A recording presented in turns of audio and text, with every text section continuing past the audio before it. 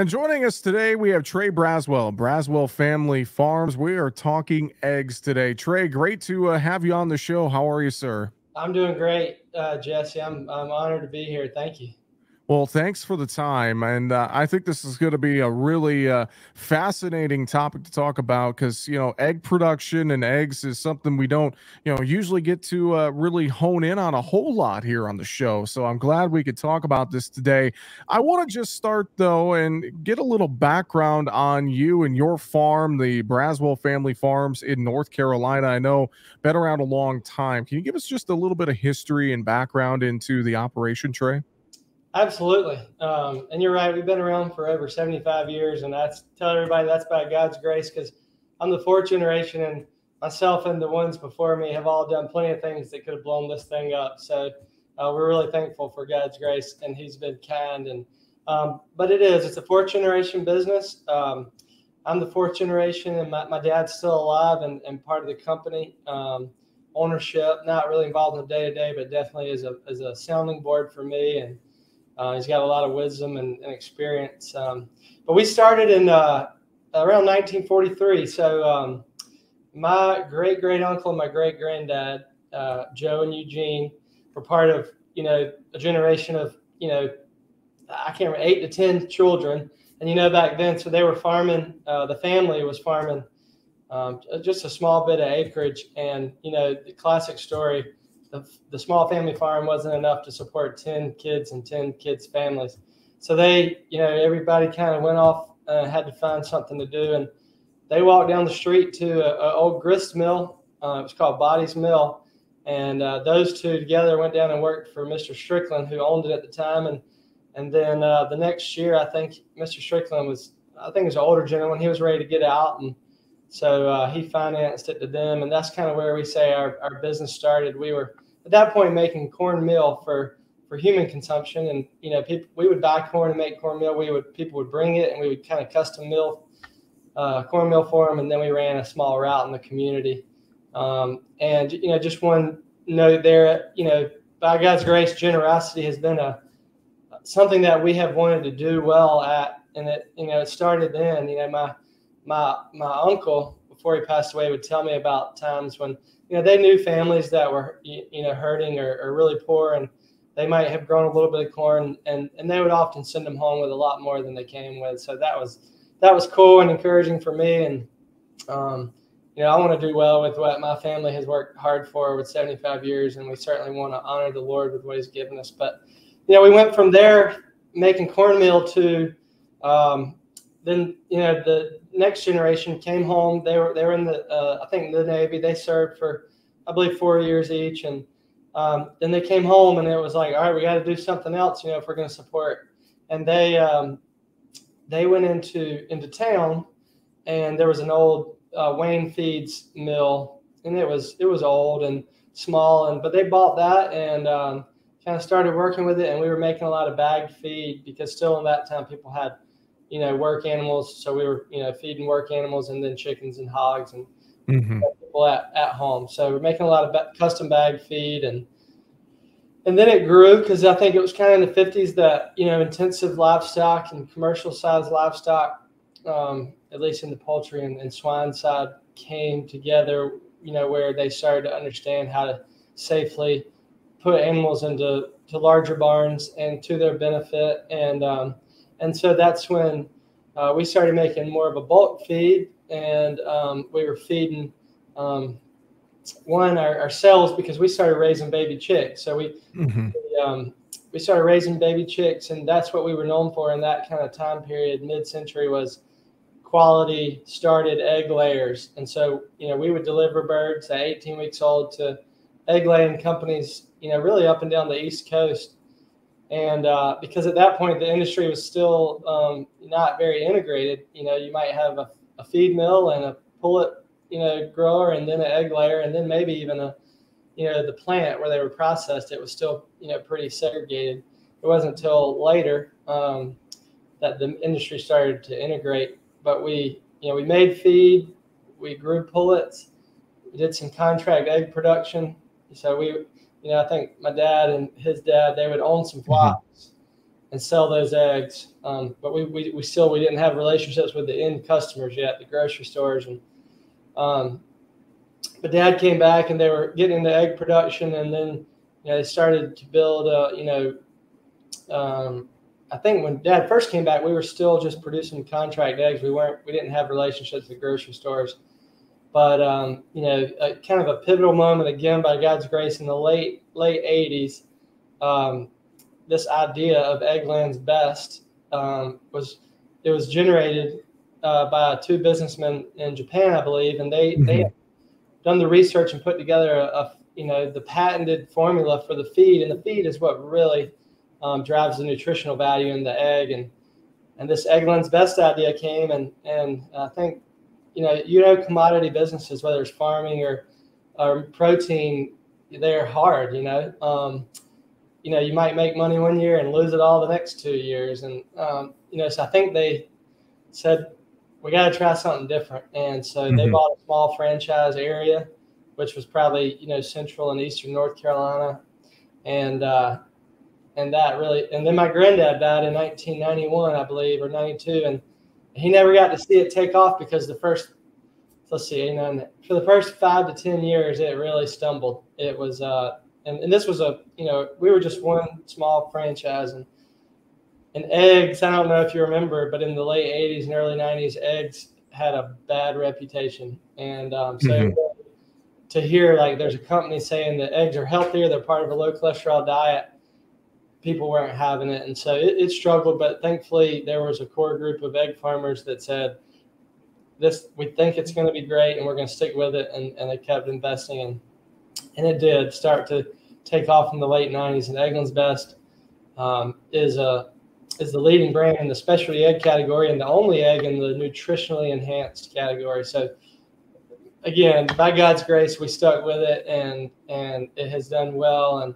And now we're a franchisee for North Carolina to Eastern Pennsylvania. Wow. And we've just continued to integrate forward to, now we buy grain and we buy day-old baby chicks, and then we handle everything from there to the store or the distribution center. We have our own transportation, and so I just feel really blessed, and it's been quite an exciting journey, and it is still hard. The challenges look different today than they did, for generation 1 and 2. I know they had a lot of days where they weren't sure if they were going to be able to make payroll next week, and so that was and my uncle would tell me those stories, and that was really encouraging. And really, it was inspiring to me that don't take things for granted, and to really honor what the investment of time and energy and sleepless nights came before me. And so the challenges look different, but I'm thankful. We've got a family, and the team that we've had throughout the last 70 some years has been incredible. Well, Trey, just a fantastic journey for sure. Really amazing stuff to think about. Let's shift our conversation a little bit. I want to talk about the state of the egg economy. Now, obviously, folks are worried about inflation. They're watching prices at the grocery store go up and up and up in the broader, economy space. But what about on the egg side? Talk to me about what you see with the current state of the egg economy, Trey. Yeah, absolutely. Well, the last several years have been crazy for everybody, and different forces have, caused disruptions in supply chains, of all industries, and in the egg business and other proteins that are especially reliant on corn and soy. Our costs have, gone up astronomically.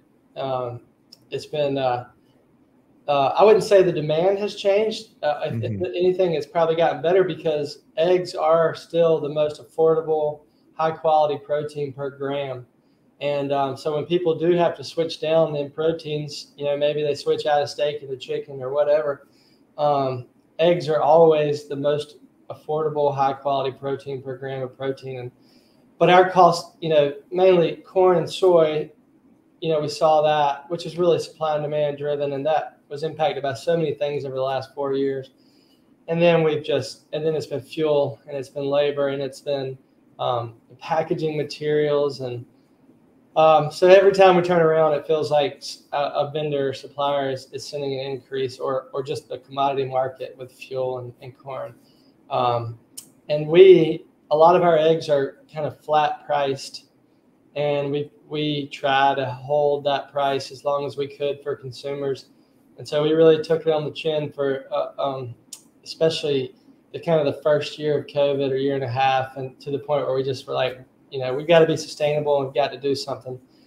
And so we had to raise prices just to kind of get to a point where we could survive. And honestly, before the price increase got to retail, we'd already gotten so many more cost increases from our vendors that it had already wiped out our increase. So it's been a challenging few years, but my team, our team of employees and leaders here are incredible. They do the real work day in and day out. And but just the egg industry in general, I mean, they've faced all of that, right? The increase in corn and soy. We went from a pretty good corn market, probably not great for the farmers, but great for protein producers, to a market where it was really tough for us. And then the farmers' cost of inputs has increased greatly. So even though the price of corn was a lot higher, they didn't pick all that up in the bottom line. So they were being squeezed too. And so it's just been challenging for everybody. But there's so many factors that go into the cost of eggs, and then the price of eggs to consumers. Another thing kind of facing our industry is the avian flu, or high-path avian flu, or the bird flu, maybe how you hear it termed. And that impacts us because we've had a good bit of supply industry-wide, nationwide, that has been removed from the market by the government. But say a farm had a sick, contracted the disease, they had to depopulate and do that to protect the food supply because it's such a virulent disease that spreads so easy. So now you've got an industry where demand is just as good or better than it's been over the last few years, and supply is cut down by 10%, 10 to 15%. And so consumers are seeing that, and that is not something that egg producers are doing. The market has always been quoted with this independent market, and we don't control that. And but the price of eggs has skyrocketed, and we don't want that for consumers. We want to keep people in eggs, and we know it's a lot of people depend on that for a reasonably priced protein. But just been so many factors that we've dealt with in our industry. But egg farmers, just like row crop farmers, are very they're dedicated, they're committed, and they do everything they can to try to keep things at a reasonable price for consumers. Definitely. Trey, you mentioned avian influenza, and I want to ask as well, have you seen a lot of major biosecurity changes on your operations or throughout the egg industry? I know we've heard about things, but what are some of the different maybe biosecurity things that you guys do to really try and help stop the spread of avian influenza? Absolutely. That's a great question. So in 2015 was the last large outbreak of avian influenza. And before that, I don't remember, when it last was. But our industry, we saw in 2015 that there was we had been working on and improved biosecurity well over what it was in the 1970s and 80s and 90s. But we did still see that transmission was happening, we felt like, on people's feet, people between barns or farms. And so from 2015 to today, the industry worked very hard and changed a lot of things to stop that. And, based on what we hear in industry calls, it seems like now the transmission is not happening like that. I think call it laterally or whatever. The disease is carried by wild waterfowl, and it seems like it is, it's not airborne, so don't take that, but like it can be on their feces or feathers, or let's just say that you got a field full of snow geese and the farmer harvests the corn, and it is it can be on the dust or whatever, and that be pulled into the house, and the poultry can get sick. So we're seeing a lot less of that lateral transmission. Egg farmers egg farmers and turkey farmers and broiler producers have have all worked really hard to change that. And because, you know, increase in price does not make anybody excited about having to kill their whole flock of birds to stop the spread, because you know, we don't want that. We want consumers to have, we want a win-win. Consumers to have a reasonable price and us to be able to be sustainable. And so this is a battle that nobody enjoys fighting and nobody enjoys worrying about. But the industry has done a great job of improving things to limit that. And we've seen that in the way that we think it's being transmitted now. Well, Trey, I know you guys have a lot of great resources on your website, braswellfamilyfarms.com. Before we let you go, a great insight here today. Any other final thoughts? Anything else you'd like to share with us here on the show?